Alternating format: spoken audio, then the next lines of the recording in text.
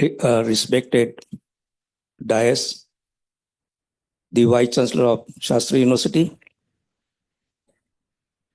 this August gathering, Namaste to all. Now you know that the Namaste tradition is Vedic tradition. And it goes back to the Harappan times. Professor B.B. Lal, I'm sure that many of you have heard his name. He excavated a site called Kalibangan in Rajasthan. And there he found the actual image of a human being in Namaste position. So the West used to laugh at this tradition, but during the COVID, they have realized the scientific, the basis of this, and we are proud of that. Now, on behalf of Vijnana Bharati, first I would like to welcome all of you. Also, I would like to thank the Shastra University for hosting this, very, very important event. And this is the beginning of our long collaboration and association. And we hope that, we will keep this association going for long. Now, the theme of this, the Vedic science, Vishwa Vedic Sammelanam that we are holding, I think there is a need, in fact, to properly introspect. Our history was distorted, first by the colonial historians and the rulers, and subsequently by our own people. When the Britishers came here, they gave the impression to the whole world that the Indians are backward and they need to be civilized. They're barbaric. And they wanted to justify the rule, that, they had over this country. But, in 1920s, when the excavations at Harappa and Mohenjo-daro were initiated, and a very advanced civilization was discovered, unearthed at these two sites. They did not have such an advanced civilization in Europe, in the entire Europe, or maybe in that region. And then, of course, then they had a great question mark, how to justify the rule. And that is how they started that, they say that it's fine that, we know that, there are remains here. But the people who made this culture, civilization, they came from outside. And that is how, they started fostering this particular idea very, rigorously. And they wanted to justify the rule of, the Britishers here.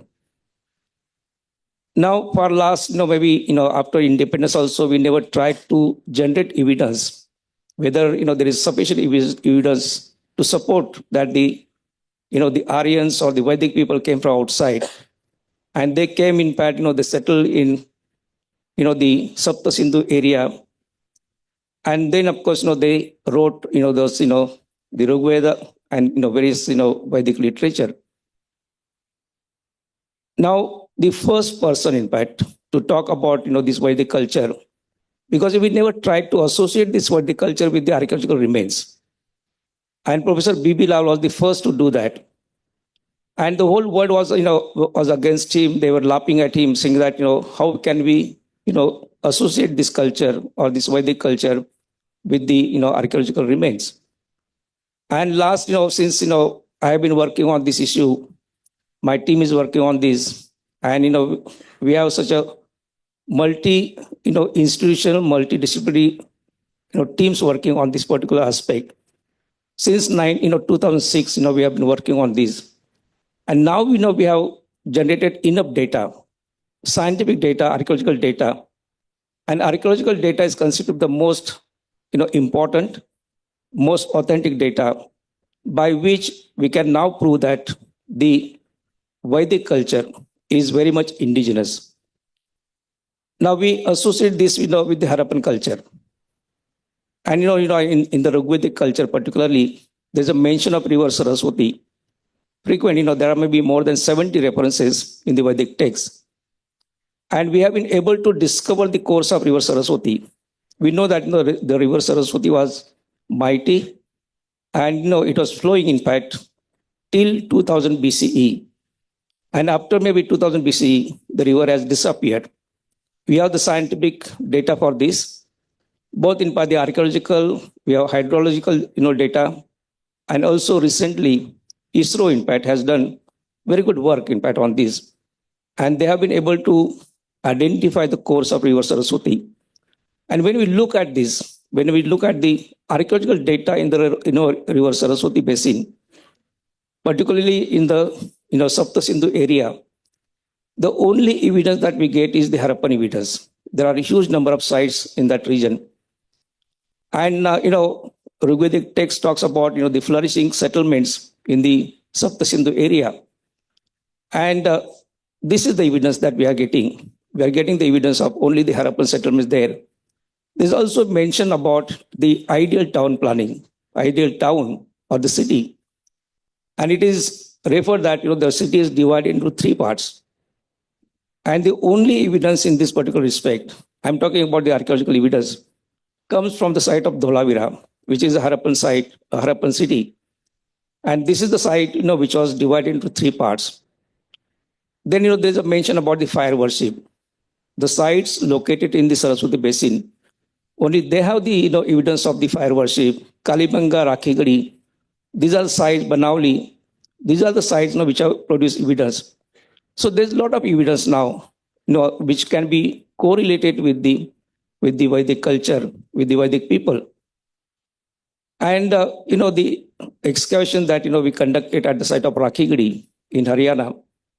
By the way, the site of Rakhigarhi is the biggest Harappan city, almost double the size of so-called biggest Harappan city, Mohenjo-daro.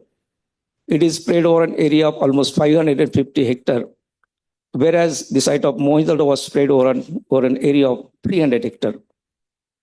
And there, we have the evidence of a continuity for last 8,000 years. There's no break at all.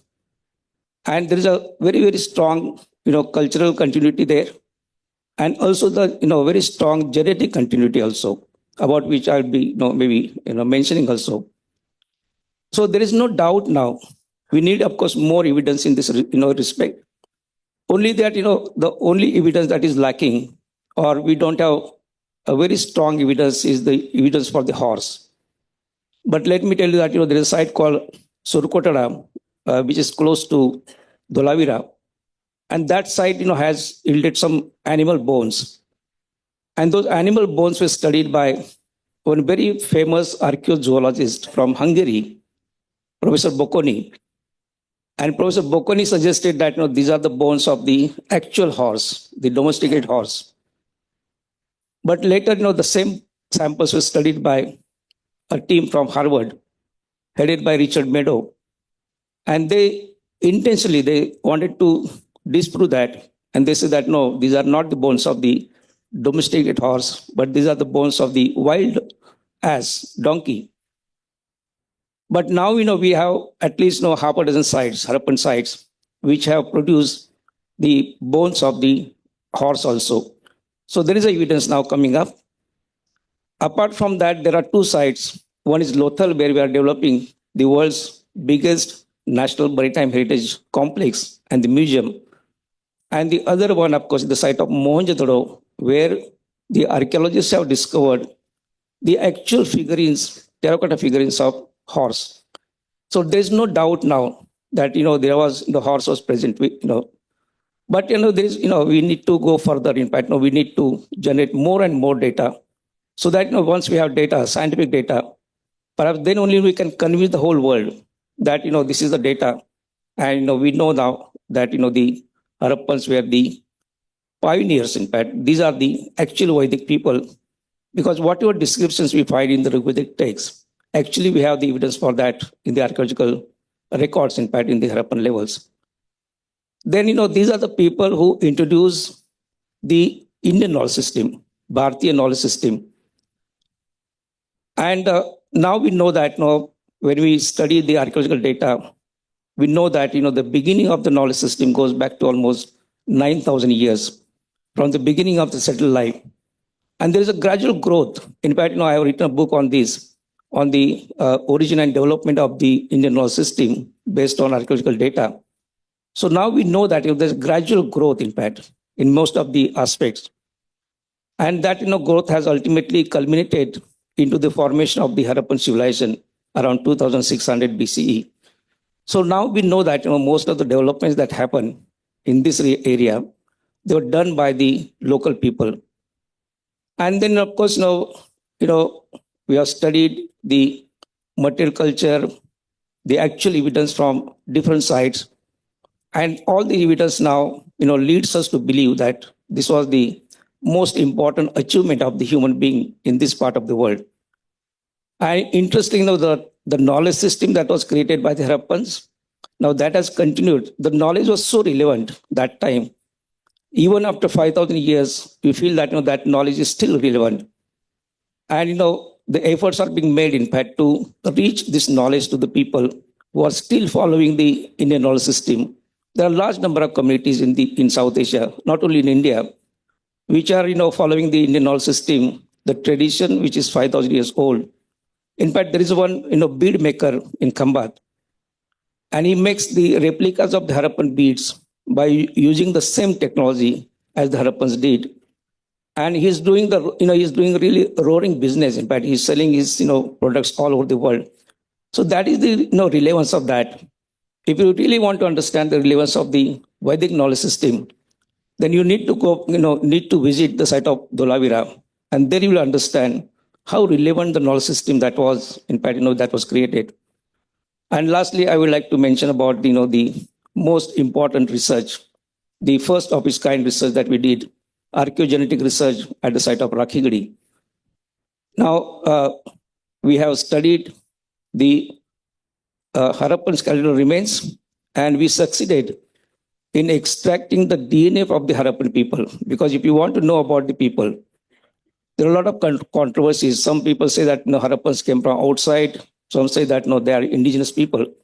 But no efforts were made, in fact, to scientifically prove or disprove this hypothesis. And now we have that particular data. In spite of the fact that the climatic condition does not really allow the preservation of this particular data, but in spite of that, we were successful, in fact, in generating this particular data from 4,600 years old skeletal remains. And now we know that the roots of the Indians go back to almost 12,000 years.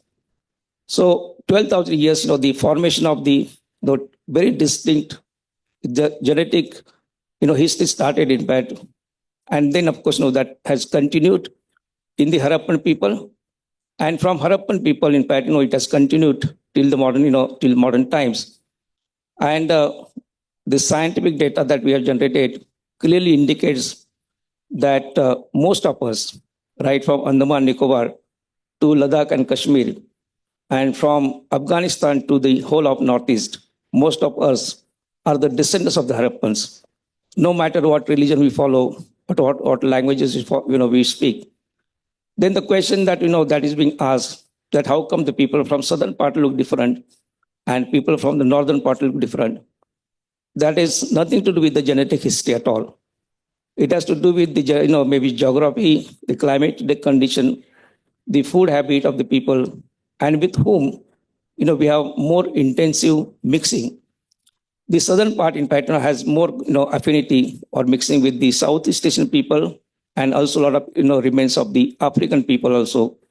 Whereas the northern part of the country has more affinity with Iran and Central Asia. Because of that, people look different.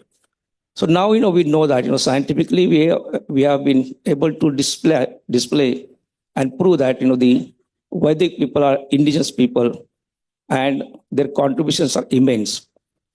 So we need to really understand this aspect. And if you want to prove the world, or if you want world to believe, then perhaps you should produce a scientific data, scientific evidence, and then only people will believe. So with this, I again welcome all of you, and I wish all the best for this 3 days discourse that will be happening, and hopefully something will emerge from this. Thank you very much.